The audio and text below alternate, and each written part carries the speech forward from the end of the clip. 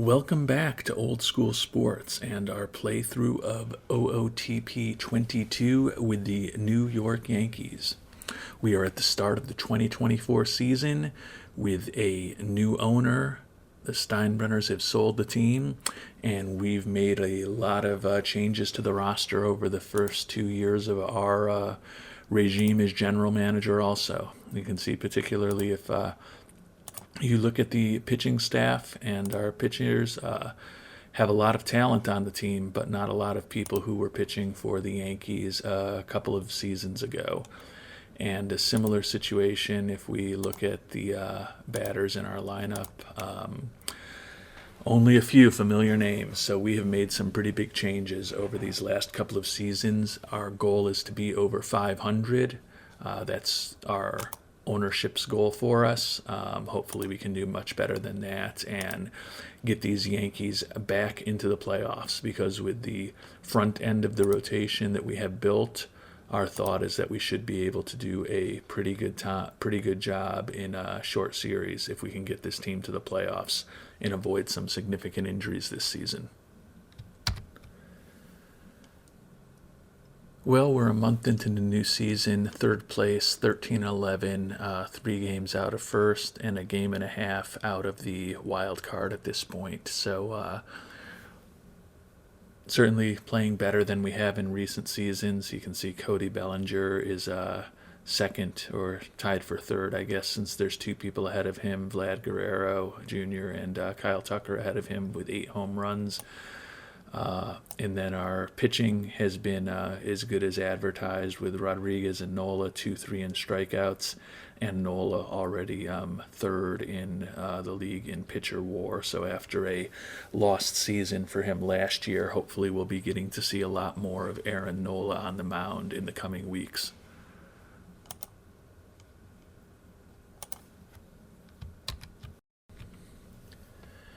Well, we've made it through another month in the season. We're still in the 3.5 in this case, games out of first place, but we have moved up to second, and we actually are in first place for the wild card right now.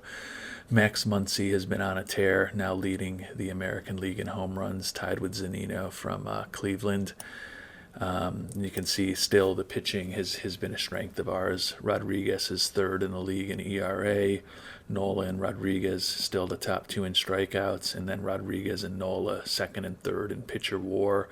And even Rodon, our extremely expensive closer, is having a pretty good season for us. But certainly with some of the new budgetary constraints that we may be under with the Yankees here, Rodon and an $18 million a year closer may be a luxury that even the Yankees can't afford for the long term. Well, we're towards the end of June and the season is going well. You can see that we're 42-28, first place in the AL East. The injuries are starting to get a bit difficult for us. You can see, especially with the pitching staff, we've got Montgomery, Cortez, Heel, and Ridings on the IL, along with Cody Bellinger, who's missed several weeks and has another couple weeks of injury ahead of him. But we are hanging in there the best we can despite some injuries. So far, so good as we close in on the midway point of the season. Well, unfortunately, the injuries keep piling up. Jack Flaherty and Devi Garcia have both been added to the injured list in the last couple of days, and an injury to DJ LeMahieu is diagnosis pending, so he'll probably be landing on the IL shortly. But we're hanging in there, as you can see, 46-28, first place. Actually, more than hanging in there at this point, with a 46-28 at record, up 2.5 on the Blue Jays. The season's going well. Hopefully we can avoid the injuries derailing it too much further, but it's good to finally see the team performing the way that we've kind of hoped to perform and thought that we were built to perform over the last couple of seasons. Also kind of interesting that we did finally find with all of those injuries, that is the breaking point where Carlos Rodon is back in the rotation. You can see he has not started a game yet, 5-2 with a 1.78 ERA, but finally need him back in the rotation. So Johnny Lasagna is back in his familiar spot as our closer, where he has played for the last couple of seasons. Well, we've made it to the midway point of the season. You can see we're 50 and 31, first place still in the American League East, up by 3.5 on Toronto.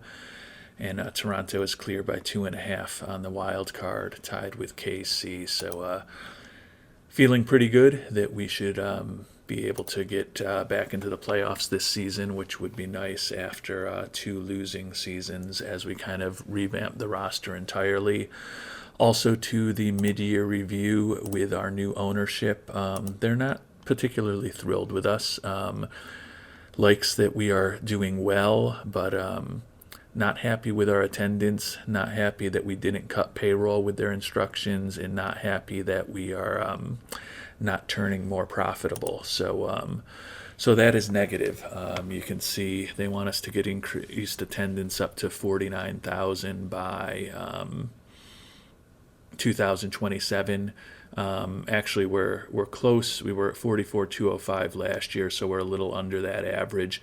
Probably going to cut the cost of admission just a little bit to boost that a little bit, and hopefully can at least get that goal into yellow, because we probably aren't going to be able to complete the cutting of the payroll, and the final total balance is not good right now, although that's a 2025 goal. Obviously, if we're able to get into the playoffs, that will help us on all of the financial metrics by bringing in some more money. So we will see how that goes. The amateur draft is also going to be coming up shortly. We'll be taking a look at that. As we've done a pretty good job turning around the farm system over the past several years, although we have fallen to be 6th out of 30. Last time we checked in, we were 2nd out of 30, but still have a number of top 100 prospects, as you can see here.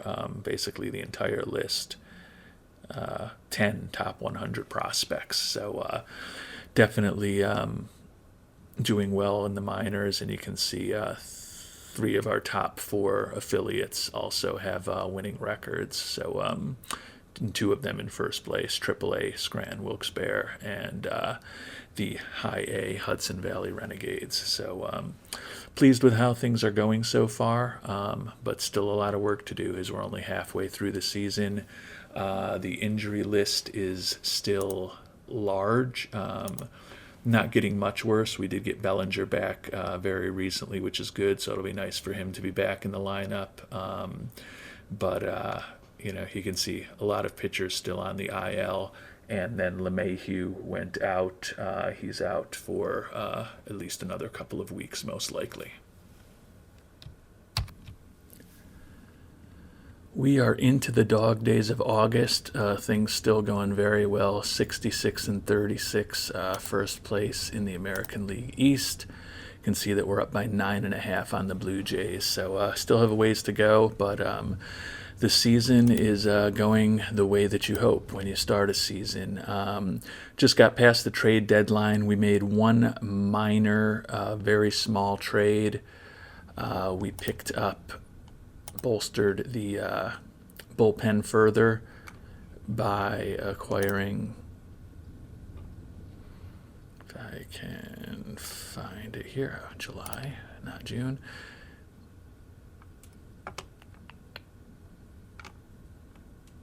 There we go. We traded away Michael King, back end of the bullpen reliever for us, who had been splitting time between Scranton and the Yankees the last few seasons. Prospect Alan Mejia and another prospect, Robert Evans, to the Cardinals for Jordan Hicks. He's in the final year of his contract there. It looks like, I'm assuming the Cardinals are out of it. So felt like we added another arm for the bullpen. We've been focused on trying to win this season based on our pitching. We're healthier than we were earlier. You can see the injured list is just down to 3 relievers, which is as good as it's been, and we're only a matter of weeks away from Luis Heel and Steven Ridings being back on the team. So, things are going well. If you look at our team statistics, you can see our pitching is finally dominant.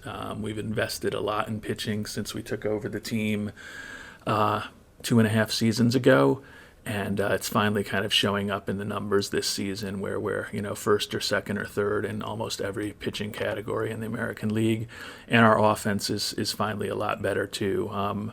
More middle of the road, but you can see that we finally have made some strides with the team, so it's good to finally be winning a little bit. Looking at the expanded standings, we have outperformed where we should be.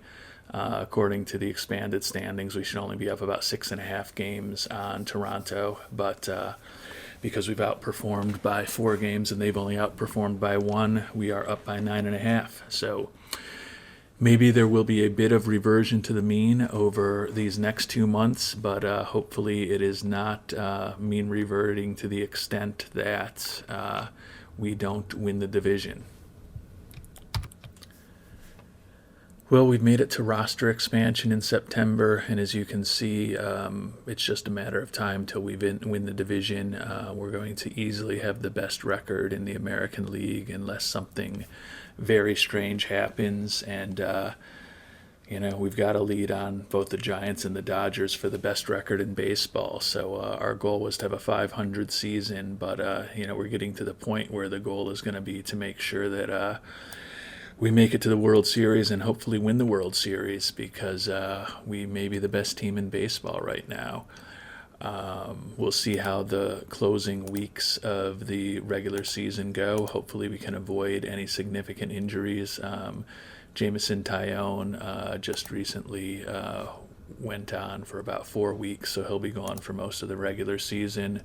But fortunately, Hunter Renfroe, who also had a recent injury, was pretty minor, and he's already moved past it. So we are going to expand the roster, bring up a couple more players to the team, and see how these final several weeks of the regular season go as we push to earn a playoff spot, and hopefully our strong performance this season will offset the fact that our ownership is going to be somewhat unhappy that we are well above the payroll that they wanted us to be spending. Well, it's been a brutal stretch since we last checked in. We are 1-9 over our last 10, while the Blue Jays are 9-1. So our magic number has moved only 1 game in the last week plus. So things are not going well over the near term, but you're going to have those bumps in the course of a season. Let's hope that the next week isn't like the last week has been, though, because if we go 1-9 over our next 10, while the Blue Jays go 9-1, we're going to be tied with not too many games left in the season. Well, we've righted the ship over the past week, but we just lost LeMahieu for the rest of the season and likely most of the playoffs, even if we go on a long run. But we did take 3 in a row from Toronto out of the previous struggles that we had. So you can see we're up 11, and the magic number is now to 9. So we've made progress, and we are also going to make a big move while LeMahieu is on the disabled list, and we are going to promote 21-year-old Jason Dominguez to the major league team. You can see he's the number 94 prospect in baseball, lots of speed. We haven't done a good job in terms of developing his ability in right field and left field, so he's a mediocre center fielder at this point. Not going to be starting much. You can see he probably hasn't developed as much as would have hoped 3-4 years ago when he was one of the top prospects in all of baseball. Looks like he can be a plus hitter with his above average home run power and average contact, but doesn't look like he's going to be a dominant player. But we're going to give him a little experience at the major league level over the next couple of weeks. So congratulations. We're promoting you to New York, Jason. Oh, we need to go on the 40-man roster. So maybe Jason Dominguez will not be going up to the big club. And while we're getting closer to the playoffs, the injuries that we've largely avoided all season are starting to ramp up. We just lost Rodon for 3 months to a partially torn labrum, so obviously he is done for the season. Unfortunately, will be a big loss in the playoffs to lose that arm. He had started the season as our closer, and then had moved back into the rotation. And as you can see from the numbers, 9-6 with a 3.65 ERA, 116 strikeouts in 101 innings, as well as the 19 saves while he was a closer, had done a really nice job for us this year. So it's unfortunate that we are going to miss him for this postseason in the playoff run, but we are getting closer to it. The magic number is down to 6, and we've got a 10.5 game lead on the Rays. And even better, the Red Sox are in last place in the division. So I don't know why they were so generous in taking on some of our difficult contracts over the last couple seasons. Obviously, it worked out for them last season when they made it to Game 7 of the World Series. But those big contracts right now probably not helping them very much.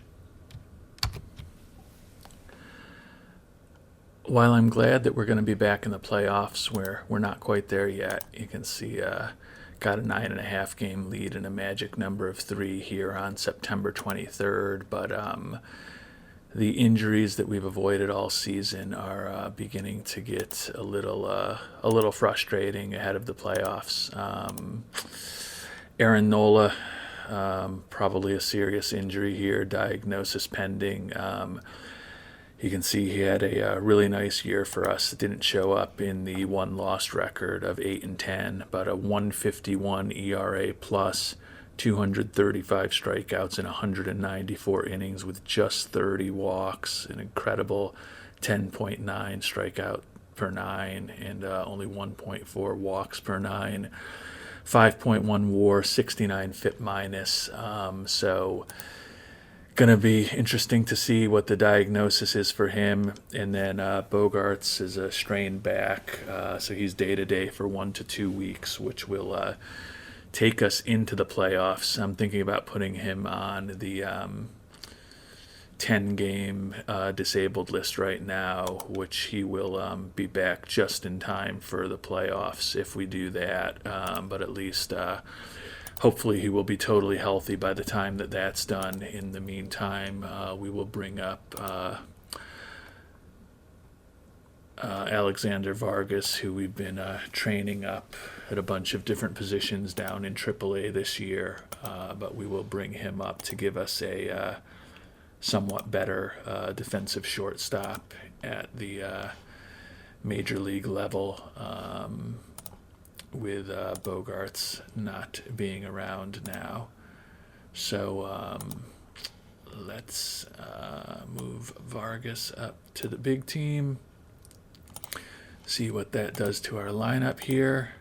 And Vargas is going to go right into the lineup as our starting shortstop against both lefties and righties, so get some good experience there. But the big news is going to be how serious Nola's injury ends up being.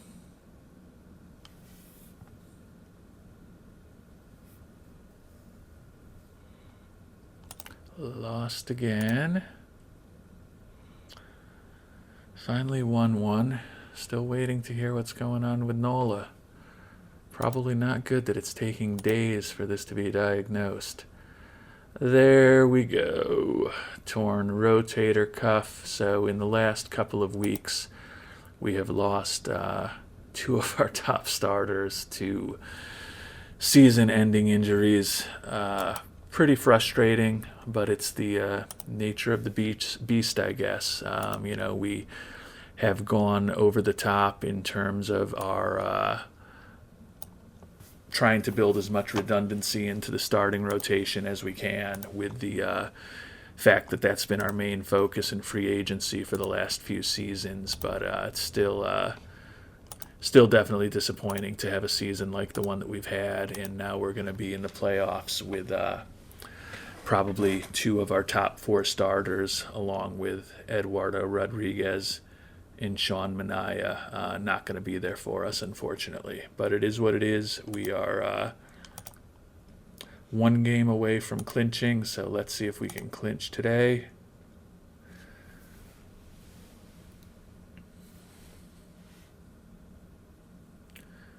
Taking a long time. That's not a good sign for my computer.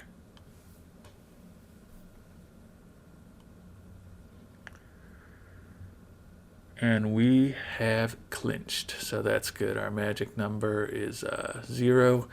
We are going to be in the playoffs, and we're probably pretty close to hopefully clinching ourselves. I guess we have clinched the division.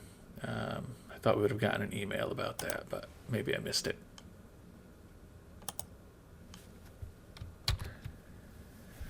Well, another day in these closing days of the season, and another major injury to our pitching staff. Luis Heel, who had been on the injured list earlier this year. You can see I had a partially torn labrum, as well as recurring back spasms earlier this season. So he spent a lot of time on the injury list. The torn labrum, yeah. So he had the partially torn labrum, and now he's fully torn it. So he is done for the year also. Great that we've won the division and we are going to be in the playoffs, but we are not going to be as strong as we thought we were. You remember just a few weeks ago, our winning percentage was up around 667. So it's been a pretty difficult stretch, and we are definitely limping into the playoffs. Pretty unlikely to even win 100 games. We still will have the most wins in the American League, but you can see that both San Francisco and the Dodgers have passed us recently for the best record in baseball. Well, the regular season is over. We won the division, and we are now into the playoffs. You can see we won 3-2 in our first game against the Blue Jays. Just lost at home, which is unfortunate. In Toronto now, it's now a 2 out of 3 series. Oh, another loss. Let's hope we can get back home. Loss in 11. So we won a 1-run game, then got blown out, and then lost 2 1-run games in Toronto. So not the ending to the season that we wanted.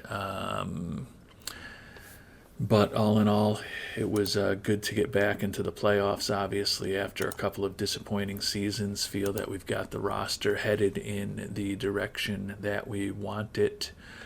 Let's see what the playoffs look like at this point.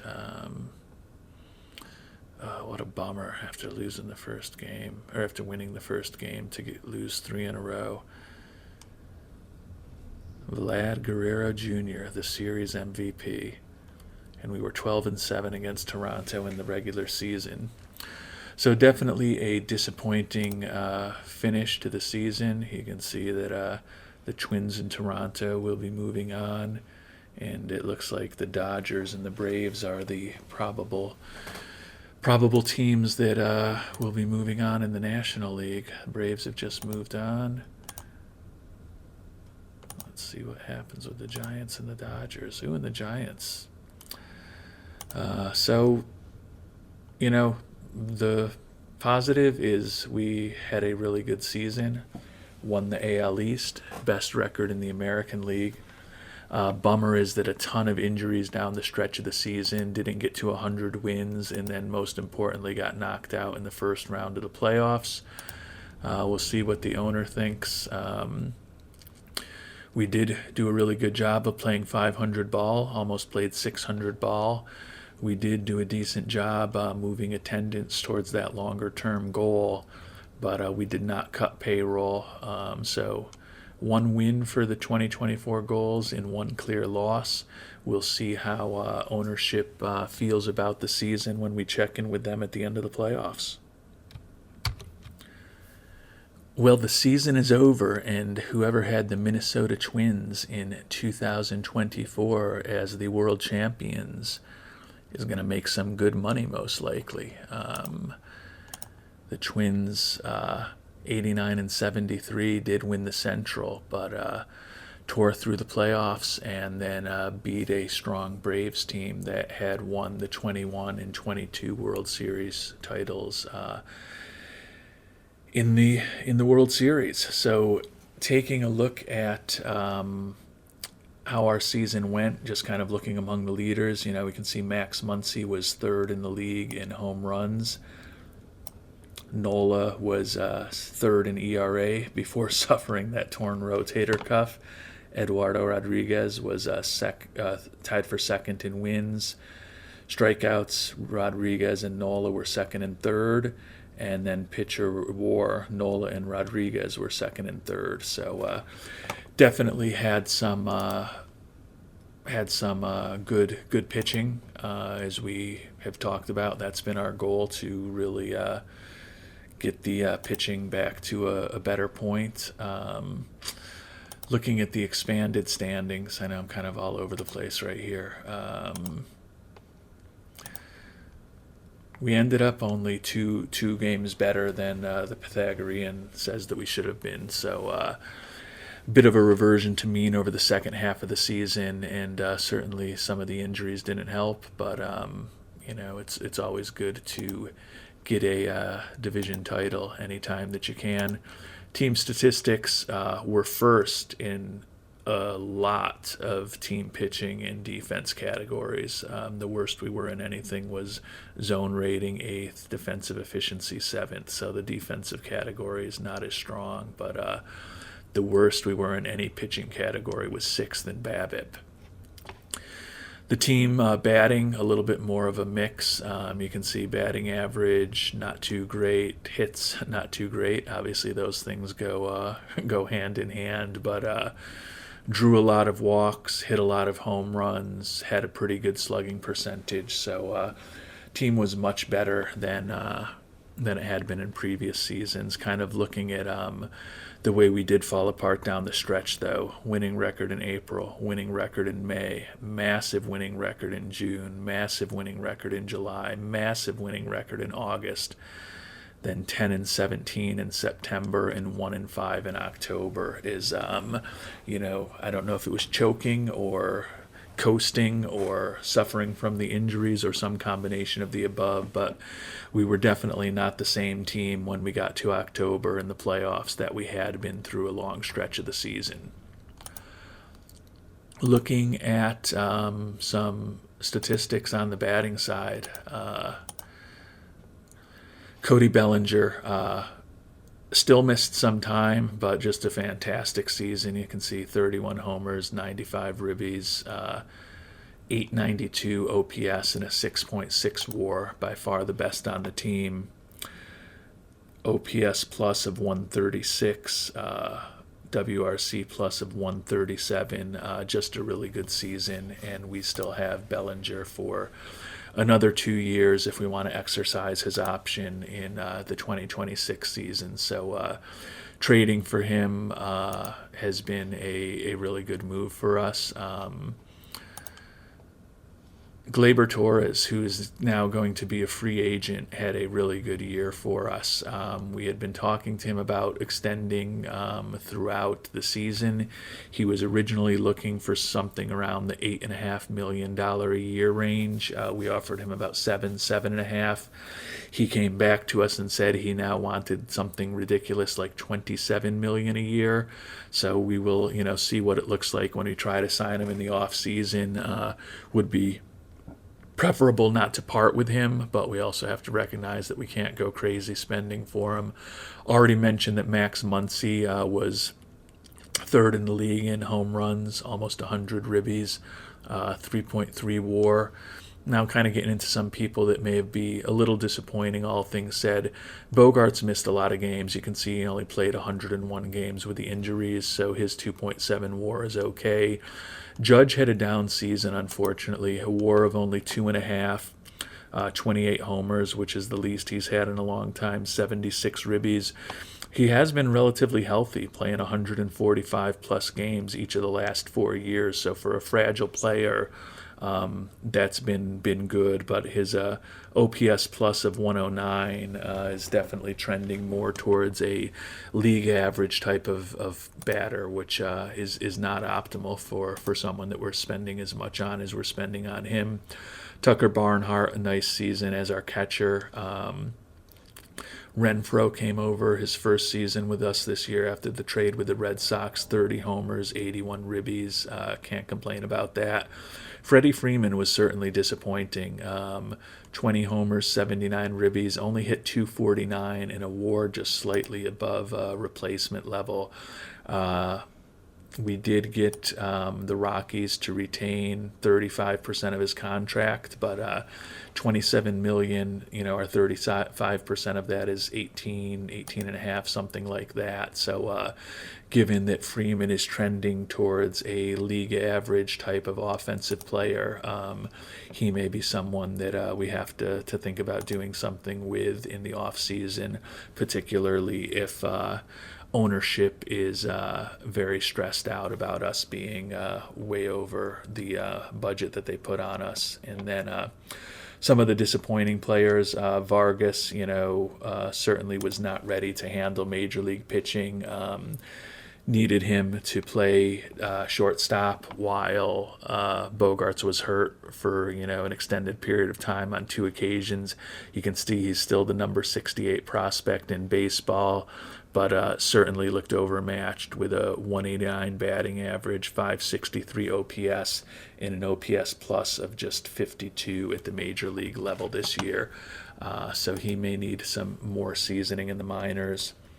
And other than that, as far as people on the other end of the spectrum with WAR, Miguel Andujar, disappointing season. You can see 238 batting average, only a 681 OPS.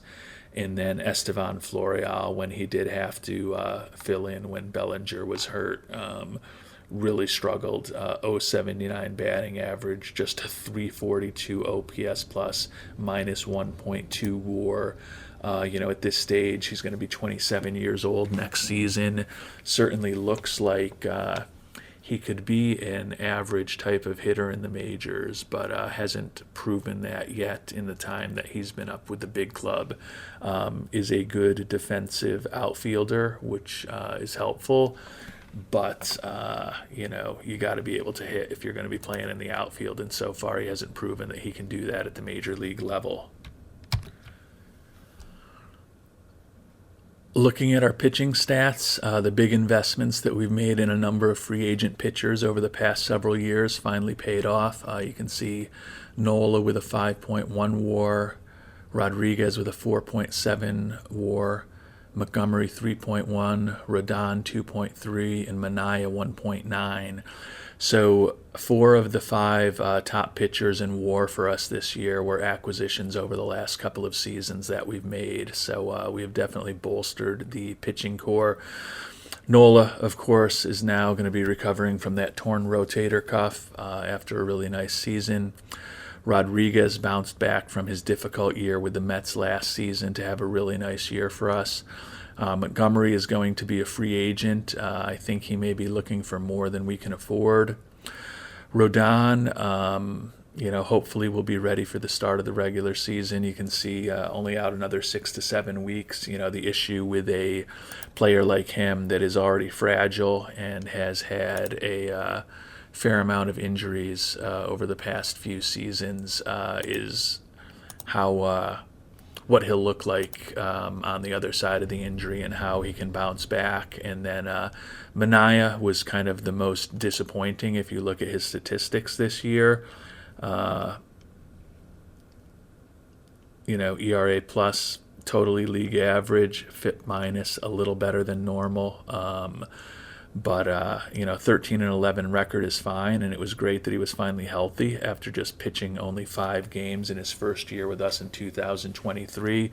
But another fragile player that we'll have to hopefully try to nurse through the coming seasons and hopefully have our full complement of pitchers ready when it comes to playoff time next season, assuming that we're back in the playoffs. A little bit of a disappointing season from Lasaiga's closer. Obviously, Rodon, before he moved back into the rotation, was closing for us, and then Lasaiga got the job back. Not as dominant as he had been, 137 ERA plus, a little lower than it has been in the past, and his BABIP of 362 was very high. So we'll see what that means for next season. Hopefully it means better things, but anyone on the pitching side who was particularly bad? Nothing shocking. Jameson Taillon, who was kind of a swing starter for us through all the injuries. We're only paying him $3 million a year, and he's actually been relatively healthy the last several seasons for us. So we're certainly getting our money's worth from him as a person who can pitch out of the pen when our top starters are healthy, but then slide into the 4th or 5th spot in the rotation when we do suffer some injuries. So that is going to be a wrap on the season. We are headed into the off season now. We'll see what ownership thinks of what we have done, and then we are going to finish off the episode. And we are now at the start of the off season. You can see we need a decision on Andrew Benintendi and Austin Hedges contracts. Let's see what Kreider has to say. Happy we made the playoffs, making progress on attendance. We still need to cut payroll, still need to increase profit. So he's happy with our performance in achieving the goals, wants us to cut payroll. Ooh, look, he really is going to want us to cut it further now. Ooh, maybe we should have done what he had hoped for before, because he wants us to cut it from 215 to 200 million. We're going to have 326 million available for total team expenses, which allows us a payroll of 260 million, but he doesn't want us spending all of that. So that's kind of interesting. Ooh, Abraham Almonte retired. He was not used much the last couple of years, was kind of used less and less, and you can see his batting average and slugging percentages and on-base percentages were all kind of decreasing over the past few years, so not a shock there. And we have let Boone's contract run out. We are going to get someone in there who is our guy. As I mentioned, we weren't really pleased with the coaches that he brought on as far as his hitting coach and his bench coach. Obviously, it's a unique decision to let a manager go after a 97-win season, but want to put our own stamp on this team going forward and think that we do have some interesting prospects in the minors who can potentially take over if we can't find somebody with a bigger name to fill that role. But it's going to be interesting to, see what we do with the payroll. He's cut us down to 212 and wants us to get it to 200. So from that perspective, I guess we've got till 2026 to do that, so we don't have to do that right away. But we still have a very large budget, which means we can probably even ramp up our already high scouting and development budgets to hopefully keep developing those minor leaguers that we have and keep finding more and more prospects. So a lot of interesting decisions coming up this off season, but we will talk about them in our next episode about the off season. Happy that we finally got back to the playoffs. Happy that it seems like the franchise is moving in a good direction. But we've got more work to do because, as we talked about in the first episode of this series, it's not just about making playoffs when you're the New York Yankees. It's all about winning the championships. So from that perspective, our first 3 seasons have been a failure. But onwards and upwards as we head into 2025. Thanks so much for watching. Hope you have a great day.